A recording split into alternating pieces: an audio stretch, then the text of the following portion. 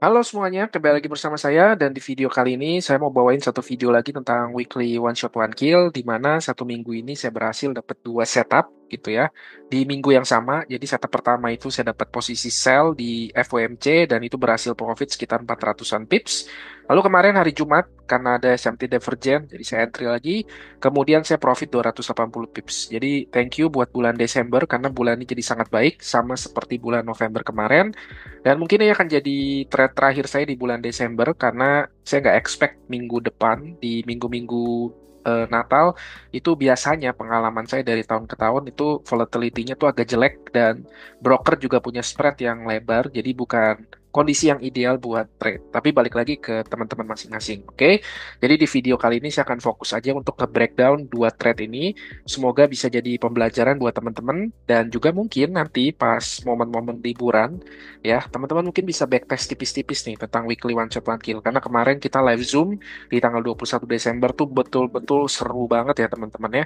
Dan asik banget ngobrol sama teman-teman traktir kopi dan juga ada salah satu private student saya yang kasih lihat backtestnya secara transparan gitu. Nanti mungkin bulan Januari saya akan undang lagi salah satu narasumber untuk juga bisa sharing bagaimana dia mencapai orang-orang hebat ini bisa mencapai konsistensi di dalam market gold gitu ya karena mayoritas tradingnya di gold. Jadi mereka ini para master gold semua rata-rata.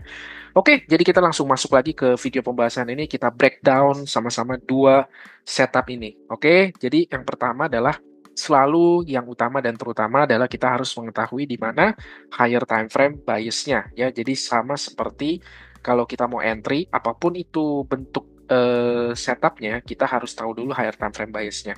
Dan juga kan ICT juga pernah bilang di salah satu video dia bahwa ketika kita tidak mengetahui apa yang terjadi di higher time frame bias, lalu kita memaksa untuk entry, itu sama aja kita sedang berjudi. Oke, jadi semua setup yang bagus itu pasti ketika setup itu selaras dengan higher time frame biasnya. Jadi kita langsung cek dulu apa yang terjadi di higher time frame biasnya. Jadi kalau kita ngelihat dari time frame monthly, memang di sini agak membingungkan ya. Dan teman-teman di Instagram juga banyak yang nanya. Ini buat mereka ini agak membingungkan dan saya ngerti ya karena ini ngomongin time frame alignment. Ketika ada time frame besar dan time frame kecil itu gerakannya berlawanan. Tangkap ya teman-teman ya. Jadi kan yang enak trading yang enak itu adalah ketika time frame besar dan time frame kecilnya itu gerakannya order flow-nya itu searah. Tapi juga ada momen di mana higher time frame biasnya atau time frame besar itu berlawanan dengan lower time frame-nya. Dan ini sebenarnya pernah saya bahas di video traktir kopi di mana time frame alignment. Apa yang terjadi ketika time frame besar dengan adiknya itu berlawanan, sebenarnya apa yang terjadi. Nah, jadi kalau kita lihat di konteks ini, juga kita lihat di time frame monthly-nya, itu kan jelas banget ya. Dan memang time frame monthly itu selalu jadi time frame yang paling clean ya, yang price action-nya tuh enak banget buat dilihat. Kita lihat di sini betul-betul nggak ada inefisiensi sama sekali. Jadi dia terus-menerus nge-break previous monthly high-nya, menandakan bahwa memang order flow-nya itu strong bullish ya. Sampai di titik ini, lalu kemudian muncul satu candle merah pertama setelah beberapa bulan itu bullish strong semua. Lalu ketika closing di bulan ini, ya di bulan November ini, kita lihat bahwa ternyata closing candle itu hanya bentuknya sweep liquidity. Tidak mampu nge-break dari previous monthly low sebelumnya. Bahkan closing body-nya pun itu apa namanya ada di atas closing candle sebelumnya. Jadi ini menandakan sebenarnya besar kemungkinan bahwa gerakan turun ini hanya untuk nge-rebalance imbalance yang ada di fair value gap diskon ini. Jadi memang beberapa teman-teman itu di Desember itu biasnya bullish karena ngelihat bentuk dari time frame monthly-nya. Nah, walaupun saya sendiri ya, saya udah bilang gitu kan, saya lupa lah di salah satu video mana, saya bilang bahwa bias saya untuk di gold itu masih bearish. Dan itu kenapa akhirnya saya sell di gold. Gitu. Jadi walaupun saya tahu bahwa time frame monthly-nya itu seakan-akan terkesan bullish ya, tapi kita kalau cek lagi di time frame lebih kecilnya, ini time frame weekly-nya, ini emang agak jelek ya price action-nya. Jadi memang agak sedikit, bukan agak sedikit lagi, ini choppy sih sebenarnya. Jadi kalau kita lihat di time frame weekly-nya pun, sebenarnya kita bisa dengan jelas melihat, dia itu kan sebenarnya lagi terjebak ya. Jadi harga itu lagi terjebak di antara dua higher time frame imbalance ya. Di sini ada weekly fair value gap-nya, di sini juga ada weekly fair value gap-nya. Waktu dia masuk ke weekly fair value gap ini dia reject kuat ya, yang tadi kita lihat di time frame monthly-nya dia naik ke atas kenceng, tapi ketika dia masuk ke weekly premium fair value gap di sini ternyata nggak mampu di break ya. Gitu, nggak mampu di break. Kalau ini di break, kemungkinan dia akan bikin all time high baru. Tapi ternyata begitu dia masuk lagi ke sini, walaupun ini candle-nya strong banget ya, ternyata dia nggak mampu untuk bertahan di melebihi atau menembus dari weekly fair value gap. Dia turun lagi, oke, dan di sini ternyata hanya apa nih teman-teman?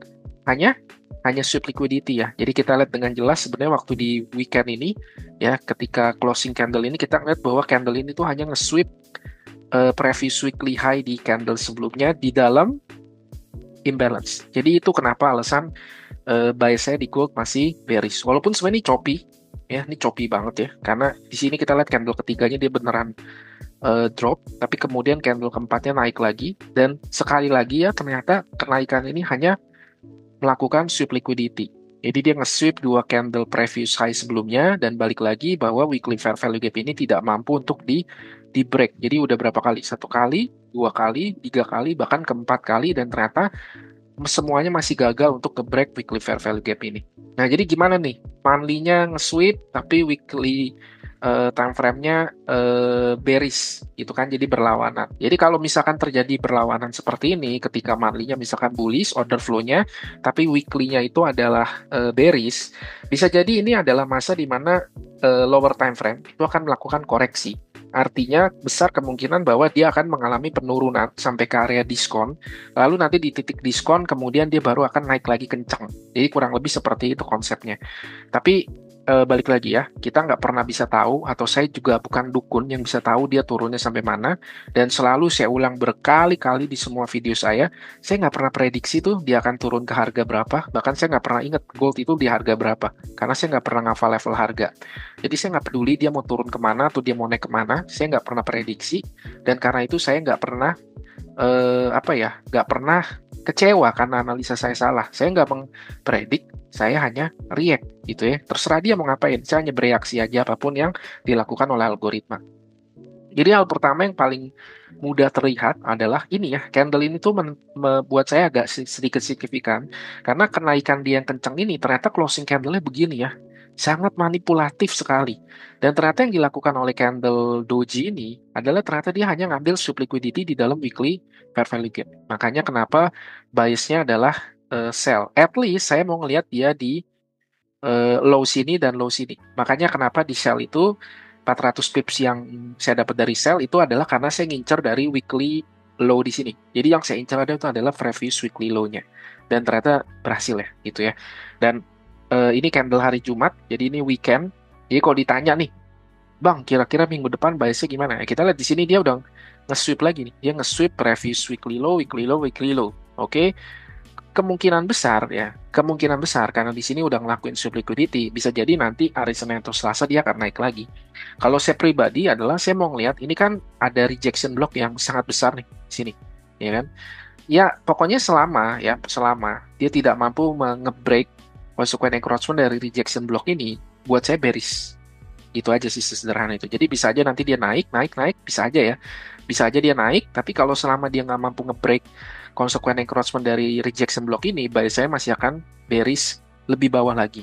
Mungkin nanti masuk ke weekly sini baru kita ngelihat ada reaksi yang cukup strong. Karena di sini juga ada relatively equal low, dan di sini pasti banyak liquidity ya. Karena kenaikan ini ya, dan kenaikan ini sekali lagi itu pasti ada liquidity di bawah relatively equal low ini. Jadi kita lihat aja bagaimana minggu depan terjadi di hari Selasa dan Rabu.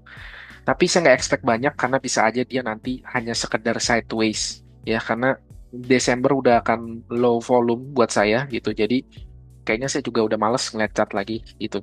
Oke, jadi kita udah ngeliat dari monthly ke weekly, sekarang kita ke daily-nya.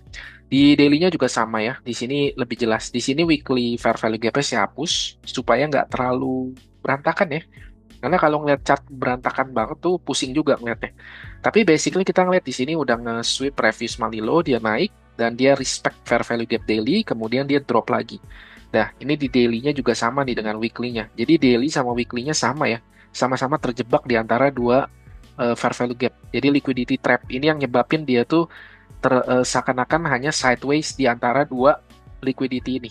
Karena dia lagi kena liquidity trap gitu. Dan kita lihat nih kenaikan ini, ya kan, kenaikan ini ternyata hanya nge-sweep sekali lagi ya di dalam previous daily low-nya kita lihat nih.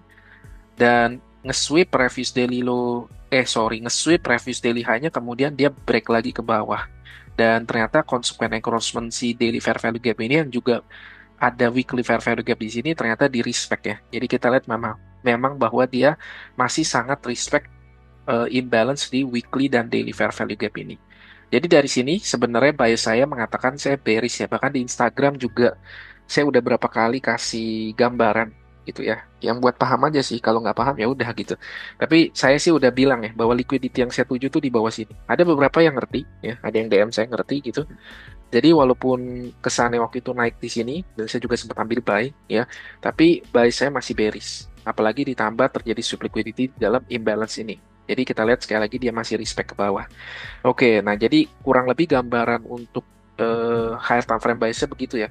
Jadi monthly-nya bullish, daily weekly-nya bearish, daily-nya bearish. Gitu. Jadi berlawanan nih. Ketika berlawanan, maka saya akan expect bahwa dia bisa jadi turun lebih dalam lagi. Dia turun lagi ke area diskon sebelum nanti melanjutkan kenaikannya. Walaupun saya pribadi saya expect-nya sih sebenarnya saya lebih suka kalau gold itu turun ya. Jadi kalau turun kan lebih enak ya. Kita udah tahu letak-letak liquidity-nya, kita udah bisa baca order flow-nya gitu. Jadi lebih enak aja. Karena kalau dia bikin all time high lagi, aduh jadinya agak repot ya. Harus cari pair lain lagi. Nah oke, kita breakdown lagi ke time frame satunya. Jadi ini first trade saya di weekly one shot one kill. Dan seperti biasa, weekly one shot one kill itu hanya pakai satu time frame, yaitu di time frame H1. Sama seperti kemarin di traktir kopi udah dijelasin. Oke? Jadi ini gambaran dari H1-nya. Nah, coba teman-teman nih, kira-kira nih, sebelum saya pakai lipstick, kira-kira teman-teman bisa nggak punya bayangan atau visualisasi kira-kira kenapa saya bisa ambil sell di first trade ini? Kira-kira teman-teman nih yang udah nontonin video saya, di mana saya transparan, kasih lihat semua setup saya, dan itu konsisten profit setiap bulannya, ya. Kira-kira nih teman-teman yang udah setia nonton, kira-kira teman-teman bisa baca apa? Apa yang teman-teman lihat? Apa struktur marketnya? Apa PD array-nya? Kenapa saya entry sell? Kira-kira bisa punya jawaban nggak? Nah, coba di pause sebentar videonya, lalu dicoret-coret dikit, divisualisasikan di kepalanya gitu. Kira-kira kenapa saya bisa ambil posisi sell di sini? Oke, silakan teman-teman. Nah, jadi saya anggap aja udah gitu. Jadi sebelum saya pakai lipstick. Jadi sebenarnya first trade itu betul-betul simple setengah mati, teman-teman. Dan bahkan itu udah saya jelasin di video IBDA Daily Bias. Itu hanya pakai break and retest. Ini nggak lihat sesederhana ini aja. Jadi it's not complicated, it's not complex, it's very simple. Oke? Simple yet profitable. Ya kita lihat di sini ya. Dia drop, kemudian dia bikin fair value gap di sini dan weekly fair value gap juga, kemudian dia naik sini, kemudian dia displace lagi. Nah, ketika kan sebenarnya kan Seninnya ini kan range-nya kecil ya, which is ini adalah profile yang cocok banget untuk weekly one shot one kill. Jadi kalau Seninnya itu kecil, kemungkinan besar itu di hari Rabu, Kamis, Jumat itu kita bisa expect akan ada pergerakan yang masif karena jatah weekly expansionnya itu akan dihabisin di pertengahan minggu. Makanya saya suka banget ketika ngelihat Senin itu bergeraknya dalam range yang kecil begini. Dan kita lihat di sini di hari Selasa dia udah ngelakuin displacement candle ke bawah. Betul? Dia displace ke bawah, kemudian dia naik ke atas. Ketika dia displace ke bawah, di sini kan udah previous daily low-nya udah di break dengan displacement candle dan bahkan meninggalkan fair value gap di sini. Sehingga ini menyebabkan juga bullish candle ini menjadi mitigation block atau order block. Betul, jadi kurang lebih ini gambaran untuk entry saya. Jadi ketika dia nge-break, di sini saya sudah siap-siap ancang-ancang untuk ambil posisi sell. Karena saya tahu bahwa kemungkinan besar ada continuation dan dia akan masuk ke imbalance di sini. Oke, nah kita ke time frame lebih kecilnya lagi. Nah, di time frame kecilnya kurang lebih seperti ini. Harusnya lebih jelas. Harusnya lebih jelas. Harusnya teman-teman yang udah suka nontonin video saya, itu harusnya udah jelas. Apalagi teman-teman traktir kopi nih, gitu ya. Harusnya udah jelas nih. Coba sekali lagi deh, coba di pause videonya, coba dicoret-coret sebentar, dibayangkan, divisualisasikan di kepalanya. Kira-kira dari bentuk price action begini, apa yang teman-teman lihat? Di mana entry-nya? Di mana stop loss-nya? PD array apa yang dipakai? OTI-nya nariknya dari mana ke mana? Coba kira-kira dibayangkan, divisualisasikan dulu sebentar sebelum saya pakai lipstick. Oke, silakan teman-teman. Oke, anggap aja udah ya. Jadi anggap aja teman-teman udah. Jadi saya pakai lipstick aja biar cepet. as simple as this, teman-teman. Jadi kita lihat bahwa sekali lagi di sini previous daily low-nya di break dengan displacement candle. Jadi kalau di M15-nya lebih jelas, sehingga biasnya bearish, oke. Dan setelah bearish di sini ya simple aja. Lalu juga kita lihat di sini SMT divergent udah ada sama silver. Jadi kalau teman-teman masih bingung cara baca SMT divergent, nah teman-teman boleh cek video saya sebelumnya di USD GPY, di mana saya juga berhasil dapat 300 pips di USD GPY menggunakan SMT divergent.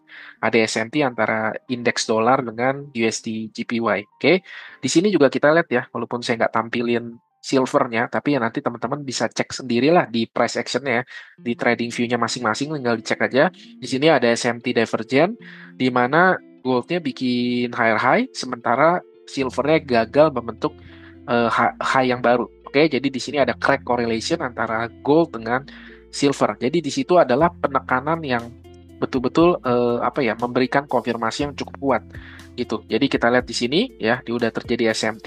SMT ini juga udah terbukti, udah teruji dengan begitu dia muncul SMT di sini, dia displace ke bawah dengan kencang. Jadi ini mendukung ya bahwa pergerakannya itu betul-betul udah menunjukkan bahwa memang gold ini sudah ada pelemahan. Jadi begitu ada SMT di sini, lalu juga previous daily low-nya udah di break, sisanya very very simple. Karena entry itu mudah ketika higher time frame bias-nya kita udah tahu. Kita juga punya confidence ya, di mana kita entry dan di mana kita menempatkan stop loss-nya. Jadi ya udah, tinggal tarik aja di sini, high di sini, low di sini untuk cari OTI-nya, untuk menentukan di mana premium dan diskonnya. Jadi kita mau sell di area premium, oke, dan kita dapat di sini area OTI-nya. Di area OTI ini kira-kira ada sebuah PD ray, nggak ada ya. Di sini ada fair value gap kecil dan 3 bullish candle terakhir ini, 3 bullish candle yang mendorong dan bikin failure swing lagi di sini. Dia gagal bikin high baru, kemudian dia displace ke bawah. Maka 3 candle ini, oke, 3 candle bullish ini ketika di break dengan displacement candle, dia menjadi sebuah order block. Jadi ada order block di sini, ada OTI di sini, ada fair value gap kecil di sini. Oke, jadi semuanya align. Tambah lagi ada konfirmasi SMT divergent, dan dia setelah ada SMT divergent displace ke bawah dan dia tidak mampu membuat high yang baru. Jadi ada terjadi failure swing. Oke, ketika semuanya udah align seperti ini, ya udah sisanya tinggal entry aja. Nah, saya entry-nya tepat di sini, di previous daily low-nya. Ini previous daily low ini karena ini juga bertepatan dengan OTI-nya. Jadi simple aja seperti itu. Nah, ini jadi trade saya yang pertama tuh seperti ini.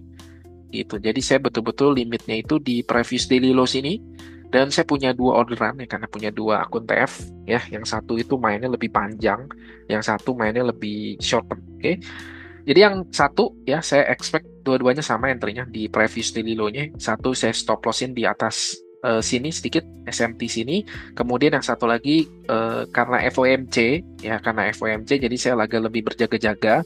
Jadi saya takutnya walaupun biasnya itu jelas bearish, tapi kan bisa aja pas FOMC dia naik lagi ke atas hanya untuk bikin wick, baru dia turun lagi ke bawah kan.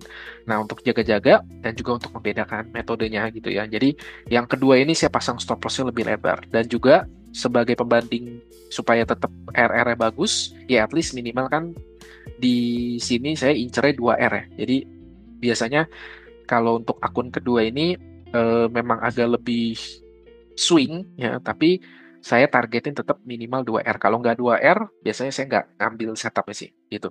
Jadi yang satu saya exit di sini ya. Oke, maksudnya di daily fair value gap ini beberapa pips di atasnya. Yang satu lagi saya exit di previous weekly lows ini. Oke, dan ini dapat 400 berapa ya? 400-an pips. Yang ini dapat 300-an pips, dan ini dapat, ini RR-nya bagus banget 3,55R, yang ini dapat 2,17R. Nah, jadi ini nih kurang lebih di minggu pertama ini untuk weekly one shot one kill. Oke, jadi yang satu dapat 355 pips, yang satu dapat 435 pips. Jadi penantian menunggu gold 1 minggu nggak ngapa-ngapain, saking gak jelasnya saya sampai entry di USD GPY nungguin gold nggak jelas.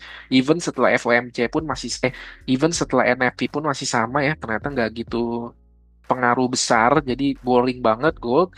Tapi teman-teman harus inget ini ya, harus inget ini bahwa ya ketika harga melakukan akumulasi dengan waktu yang cukup panjang, maka teman-teman bisa berekspektasi bahwa nanti setelah fase akumulasinya selesai, fase expansionnya pun akan sangat besar. Nangkep ya teman-teman? Coba deh teman-teman ke time frame besar, ke time frame daily atau monthly, lalu lihat candle-candle yang besar atau panjang-panjang itu. Biasanya sebelum candle besar itu ada, atau candle panjang itu ada, sebelum candle besar atau candle panjang itu pasti sebelumnya itu adalah candle kecil. Biasanya candle doji atau candle hammer, kemudian sebelah candle doji atau candle hammer baru tiba-tiba muncul Marubozu candle, betul? Jadi memang secara IBDA salah satu cara kerja IBDA adalah accumulation before expansion. Jadi kalau kita udah ngelihat, wih dia akumulasinya udah sekian lama nih, maka kita bisa expect ketika masa akumulasinya selesai, manipulasi pasti nanti distribusinya tuh pergerakannya akan trending panjang. Seperti ini salah satu contohnya. Jadi ini first trade saya di apa namanya di gold ya, combining antara SMT divergent antara gold dan silver dan juga dengan break and retest dari PXL dan PXA, dan semuanya itu udah saya bahas di video-video saya sebelumnya. First trade yang sangat simple ya, dan di November kemarin saya juga konsisten pakai ini. Kalau teman-teman ingat ya, weekly one shot one kill juga ada yang pernah pakai ini. Jadi ini metode yang udah teruji banget ya gitu. Ini hasil backtestnya pun udah sangat-sangat bagus, backtestnya pun mudah, tapi hasilnya sangat-sangat luar biasa. Jadi ini first trade saya di gold gitu. Kemudian kita lanjut di second trade. Second trade saya ambil posisi buy kemarin di hari Kamis dan Jumat, dan kita dapat profit lagi, saya dapat profit lagi 280 pips. Jadi ini gambaran besarnya. Jadi balik lagi SMT Divergent ya. Jadi memang SMT Divergent itu adalah salah satu tools terkuat teman-teman, tools terkuat gitu ya, yang bisa kita pakai untuk bisa menentukan apakah harga itu sudah akan melakukan reversal atau belum. Ya, jadi kita lihat bahwa dia lagi turun kenceng luar biasa seperti ini. Loh kok tiba-tiba, dan saya yakin pasti mungkin banyak yang berpikir bahwa dia akan nge-sell di fair value gap ini. Betul apa betul? Ya, kemudian dan which is nggak masalah juga karena kita lihat memang di sini dia drop, tapi ternyata setelah drop di sini ya, ini hanya bentuk manipulasinya sebelum dia naik ke atas untuk nge-sweep previous daily low-nya, previous daily high di sini. Kemudian dia sideway menutup close, tunggu market close-nya. Nah, jadi balik lagi nih, ketika saya sell, saya ngelihat ada konfirmasi dari SMT Divergent, ketika saya buy juga saya ngelihat ada SMT Divergent. Jadi, sepowerful itu teman-teman SMT Divergent. Ketika teman-teman mengerti cara pakai SMT Divergent, teman-teman akan sangat-sangat dengan mudah bisa membaca di mana bias market. Oke, karena kita ini lagi turun kenceng, tapi tiba-tiba SMT itu adalah selalu awal atau asal muasal dari terjadinya reversal pattern. Nggak perlu indikator, nggak perlu macam-macam, karena buat saya pembanding terbaik adalah dengan korelasi pair tersebut. Dalam konteks ini adalah saya pakai korelasi pair dengan silver. Jadi kalau teman-teman lihat nanti di silver, dia tuh bikin low yang sangat rendah, sementara goldnya itu bikin tidak mampu membuat lower low lagi, low yang baru. Dan ini kelihatan begitu saya ngeliat, wah ini ada SMT, cantik sekali. Dan sesuai juga dengan weekly profile. Masih ingat gak weekly profile itu apa? Kita lihat Selasa Rabu dia ngapain. Selasa Rabu coba dia ngapain teman-teman. Ya, ternyata di sini walaupun jadinya Senin karena ada SMT, jadinya Senin adalah high of the week ya. Kemudian Selasa dan Rabu melakukan tugasnya. Ngapain? Ya, dia lakukan penurunan ke bawah. Lalu Kamis seperti biasa weekly profile untuk Kamis apa? Reversal ya, terus day reversal, dan ini terjadi lagi gitu. Jadi sebenarnya market begitu-begitu aja kok ya, nggak pusing-pusing banget. Nah ini jadi gambaran di M15-nya ya, jadi ini gambaran untuk di M15-nya, dan sebenarnya saya agak cukup agresif untuk yang entry kali ini karena ya balik lagi ya, kalau ditanya alasan kenapa saya cukup agresif untuk entry di sini, karena satu, saya pikir bahwa ini minggu terakhir untuk trade, minggu depan itu pengalaman saya nggak gitu bagus untuk trade, dan balik lagi saya harus nyelesain TR saya gitu, dan ya puji Tuhan selesai dan dapat lumayan 600-an pips lebih gitu ya. Jadi November, Desember aman semua. Oke, asik. Oke. Nah, jadi kenapa saya bilang cukup agresif? Maksudnya entry-nya di agresif di mana? Jadi sebenarnya teman-teman, saya entry-nya tuh agak lebih agresif karena gini, saya entry-nya itu di area sini. Ya, jadi lebih tepatnya saya entry di order block sini. Kita lihat bahwa dia lagi turun, masuk ke dalam daily fair value gap ya. Kemudian dia nge-sweep nih, candle ini nge-sweep ya low sebelumnya, kemudian dia reject ke atas. Maka saya expect bahwa ini menjadi order block. Lalu juga ada tambahan yang kenapa saya bikin waktu itu konfirmasi bahwa saya buy, karena di sini ada bearish fair value gap, dan bearish fair value gap ini dengan mudah di disrespect. Jadi di sini saya melihat bahwa konfirmasi bahwa memang harga itu sudah mau bullish, karena dia juga ada di dalam daily fair value gap. Jadi kurang lebih seperti itu. Nah, ini kalau misalkan broker yang nakal, ini udah pasti posisi saya sebenarnya kena stop loss nih, karena tipis banget ya teman-teman ya. Nah, ini lihat nih. Ini M15 lebih jelas ya. Kita lihat sekali lagi. Jadi goldnya bikin high di sini, sementara silvernya bikin low di sini. Jadi jelas banget ya kita lihat. Dan lihat ya, kita lihat di sini silver ya, di sini previous daily high silver, dan ketika ada SMT begini ya, kenaikannya itu nggak pernah menyentuh previous daily high-nya. Jadi memang dia lebih lemah ya, lebih lemah, dan juga weekly fair value gap ini sebenarnya udah di, ya mungkin kalau di time frame gedenya dia masih bentuknya nge-sweep, ya, tapi ini udah tanda-tanda yang kurang enak ya order flow-nya. Karena lebih bagus itu ketika masuk dia langsung IO fat. Jadi reject itu kencang gitu. Jadi kita lihat di sini. Nah, di sini saya entry itu sebenarnya di sini tuh. Di order block sini nih. Ya, jadi nge-sweep, displace ke atas, bearish fair value gap di suspect menjadi inversion fair value gap. Jadi ini tanda-tanda awal perubahan struktur mulai terjadi, dan akhirnya saya mulai entry di sini. Dan saya taruh stop loss-nya tuh sebenarnya agak tipis ya teman-teman ya. Nah, di sini. Jadi kalau misalkan dalam konteks begini, sebenarnya teman-teman tuh bisa lebih safe tuh begini, teman-teman. Kalau mau agresif bisa kayak saya. Jadi misalkan nge-sweep di sini, displace, maka ini bisa menjadi order block. Dan kalau ditanya kenapa saya agresif begini ya, teman-teman lihat aja tuh di playlist jurnal playlist saya. Coba yang udah setia nonton jurnal playlist, yang setia nonton weekly one shot one kill. Tiap kali weekly one shot one kill saya entry di mana yo? PD Ray apa favorit saya? Apakah saya berubah-ubah tiap kali weekly one shot one kill?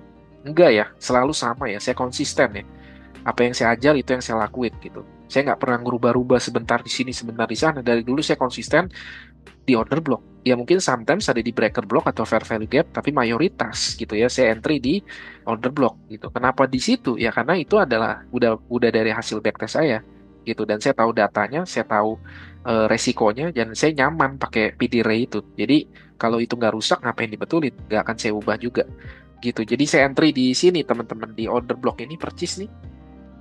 Oke, dan juga untuk kalau misalkan teman-teman misalkan nggak mau agresif, jadi mau lebih tipenya moderat atau bahkan konservatif, ya udah biarin aja nih. Misalkan dia nih ada order block di sini, oke, biarin aja dia turun turun turun turun turun, oke, lalu tunggu dia reject ketika dia masuk ke order block sini.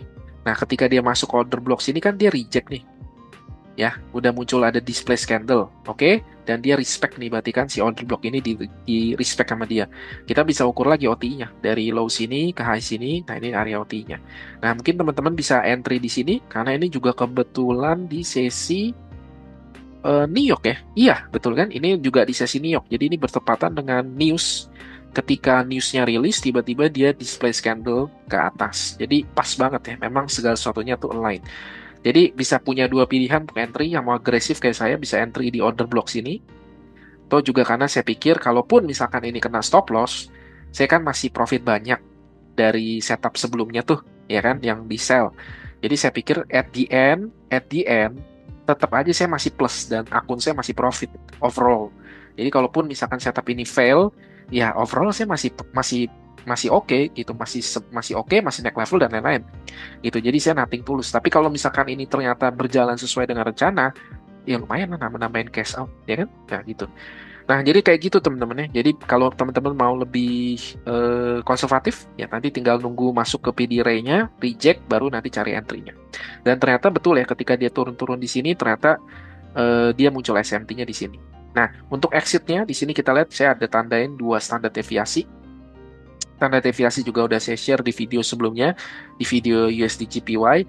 Ya, kita lihat di sini ada swing manipulation. Di swing manipulation ini saya ukur untuk dengan Fibonacci untuk mengukur di mana fase distribusinya akan berakhir. Lalu juga di sini kita lihat sekali lagi kan, karena kan ini kaki SMT ya teman-teman. Ini bahasa saya bukan bahasa ICT ya. Saya nyebutnya ini kaki kaki SMT. Kaki SMT ini reject, jadi saya anggap ini sebagai protected low-nya dia. Jadi harusnya ini low nggak boleh dilanggar nih, karena ini low adalah low yang membuat SMT. Oke, jadi kita lihat bahwa ini adalah swing high terakhir yang mendorong harga ke bawah. Dan boom, di respect di displace. Jadi swing ini juga disebut sebagai, buat saya ini menjadi swing manipulation. Kalau kita ukur juga kita dapat di sini apa namanya, swing projection deviasi 2 dan deviasi 2 minus 5. Dimana kita lihat di sini ada titik pertemuan antara banyak liquidity. Pertama, di sini ada liquidity previous daily high, very obvious, oke. Lalu di sini juga ketika diukur swing projectionnya dia ada angka 2624. Oke, di sini kurang lebih previous daily high-nya nih 2625-an, 2625 2626 gitu ya. Lalu juga di sini swing projection manipulation-nya itu di 2624 tuh, 2624, 2624 dan 2629. Jadi dan kita lihat ya, betul-betul precisely dia stop di sini dan dia turun dan dia sideways gitu, because this is algorithm. Oke. Jadi ini rules untuk saya exitnya kurang lebih begini itu. Jadi saya entry di order block sini, oke, dan ya saya exitnya di 2624. Ada angka yang sama, 2624147, 2624075. Jadi saya exit di 2624. Jadi kayak gitu teman-teman. Nah, ini dapat 280 pips. Jadi penutup yang manis sekali untuk di Desember. Saya clear buat semuanya dan semuanya happy gitu. Oke, jadi gitu aja teman-teman untuk weekly one shot one kill kali ini. Dimana saya bisa dapat 2 setup dalam 1 minggu. Di minggu terakhir Desember kemungkinan saya nggak tahu, kemungkinan besar minggu depan saya nggak trade lagi gitu. Jadi mungkin ini jadi video terakhir juga di 2024. Nanti kita ketemu lagi di 2025. Jadi sebelumnya di video kali ini saya mau ambil kesempatan juga untuk mengucapkan terima kasih sebesar-besarnya buat teman-teman semua yang support, yang memberikan supportnya, yang memberikan doa-doa baiknya gitu ya. Terutama buat para sahabat Traktir Kopi yang selalu menemani dengan setia tiap malam minggu Zoom bareng, ngobrol bareng, denger cerita-cerita sharing kalian ya. Dan semoga teman-teman juga semakin sukses, semakin konsisten, semakin profit, dan juga diberkati dengan kesehatan ya. Semoga 2025 jadi tahun kelimpahan, jadi tahun keberhasilan, jadi tahun kesuksesan buat kita semua, teman-teman. Jadi gitu aja. Terima kasih buat yang udah sharing, dan please teman-teman silakan tinggalkan komentar dong teman-teman. Kira-kira nanti di 2025 ada tema-tema yang mau dibahas nggak? Itu ya, kalau dari saya pribadi, saya lagi prepare untuk materi quarterly teori ya, karena itu sebenarnya agak kompleks teman-teman. Jadi saya agak bingung bagaimana membahasakannya dengan bahasa yang lebih sederhana ya, karena terlalu kompleks. Tapi kalau misalkan memang betul-betul teman-teman mau, ya kita lihat aja nih, kalau komennya banyak yang minta quarterly teori, nanti 2025 kita bisa bahas itu untuk quarterly teori di 2025. Oke, thank you semuanya. Sukses selalu, profit selalu, sehat selalu teman-teman. Happy cuan, dan bye-bye.